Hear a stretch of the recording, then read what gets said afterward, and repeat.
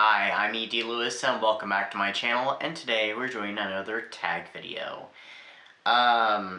Also, real quick before we get started, just as a reminder, my new short story / little book is currently out. It's available on Amazon, I do believe in all territories. It is called Long Buried, a tale of gothic horror by me, E.D. Lewis.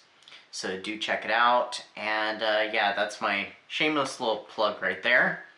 So as I said, we're doing a tag video, and it is the Mid-Year Book Freakout Tag, and it was originally created by Earl Grey Books and Chammy.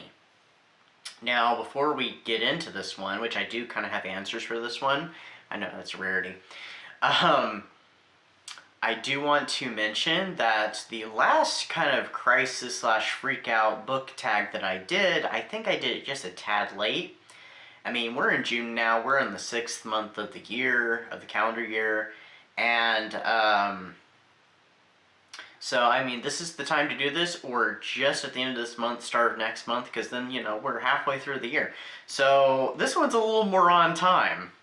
Alright, so there are 13 prompts to this, and let's get started. Number 1, best book you've read so far in 2022. That one's an easy one. Now, there are a few really good books that I've read this year, but it says best book, so I'm going for my first 5-star book of the year, and that is Against the Darkness by Kendare Blake. It is the third in the Buffy the Next Generation trilogy. It is the conclusion to the trilogy, and I loved it. I have a review up for it, so I'm not going to talk much about it. Alright, number 2, best sequel you've read so far in 2024. Did I say 2022 on the previous question? These ones are marked as 2022, but since it's 2024, I'm updating it. Anyway, I meant to say 2024.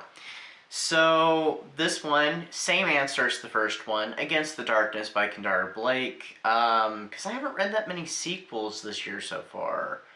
Actually, that might be the only sequel I've read this year. Anyway, number 3, release you haven't read yet, but want to. I don't remember the author on this one, my mind is blanking for some reason, but I will have it down here somewhere, and also the book will be popping up on the screen, and it is The Ghosts of Ravenswood Hall. It recently came out, and I'm very interested in reading it. I just don't know when I'm going to get to it, just like a lot of things. But it's on my list, I have it on my Kindle, so we're ready to go. Alright, number 4, most anticipated release for the second half of the year. This one's easy for me, because I don't have too many that I'm looking forward to, but there are a few. And the one for the second half of the year, I'm actually going to get to read it early because I was a pledge on the Kickstarter. And it is Cagliostro, Tale of the Libertin, by our very good friend, author Deal Tillery, the Mistress of Horror, so I'm very excited to read that. It's, I think it's considered to be kind of dark fantasy, it has some gothic elements to it, it's kind of paranormal romance, and I had no idea until earlier this year that I've actually read some stuff in that universe already, such as Fractals and The Room Within, which I both really enjoyed, so I've already entered into that universe. So I'm very excited to step further in to the first main title of it. Alright, so number 5, biggest disappointment. That one would have to be, and I have done a review for this one already, so I'm not going to talk much about it, and that is The Legend of the Seventh Virgin by Victoria Holt. I would say that's definitely my biggest disappointment for this year so far. It had a lot of potential, and it's very well written. It just, I had my problems. You can find out about them in the video, which is linked down below, along with the Against the Darkness video also. Alright, number 6 is biggest surprise. I'm going to go ahead and link the review for this one down below too. And my biggest surprise for this year would actually be that Friday the 13th read I read, or rather listened to, for Old School April, and it was the Jason Strain. And I'll have the review down for that down below, because that one did surprise me quite a bit. It kind of had a rocky start, but it got so good after that. So do check out that review as well. I'm sorry that I'm doing so many referrals back. All right, number 7 is favorite new author debut or new to you. I don't really think I have one, really. I mean, an author that I could say I was not introduced to this calendar year. I was introduced to more or less in December.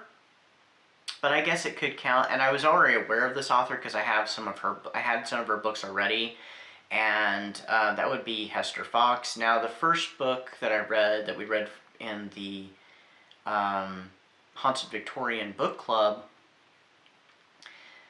was alright. It had its problems, and the more I thought about it, the less I liked it. It did have some enjoyable moments, enjoyable things, but the second book, which I listened to for April's book club read, was another book by her, and it was her newest release, and I actually greatly enjoyed it. So I guess I'll say Hester Fox. Alright, I gotta open it back up. What one was that again? Number 7, okay. So number 8, newest fictional crush. I actually don't have one for this prompt.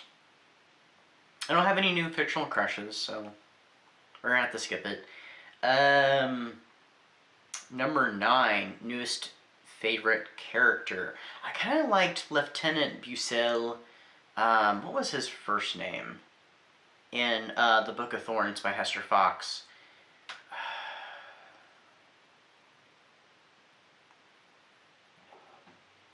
Oh, what was his name?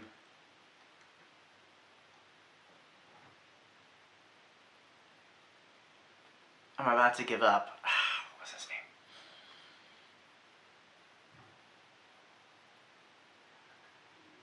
Oh, Henri. That was his name. I really liked Henri Bucel.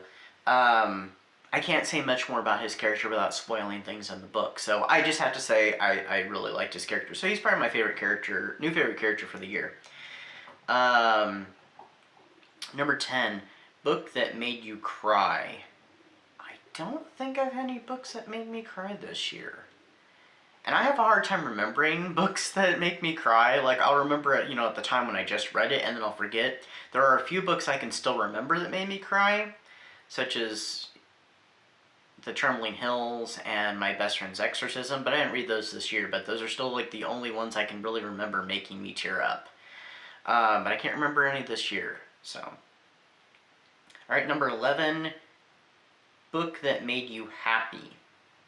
Well, we're going to go ahead and go with Against the Darkness, because there was a moment when a legacy character showed up that I was so intensely happy, and there was a few other really happy moments in that book, so I would have to say that book, because I really did enjoy it. I love that book. I'd say that's my favorite in that trilogy, and then the first one being my second favorite, and the second one being last, but they're all great. They're all great reads.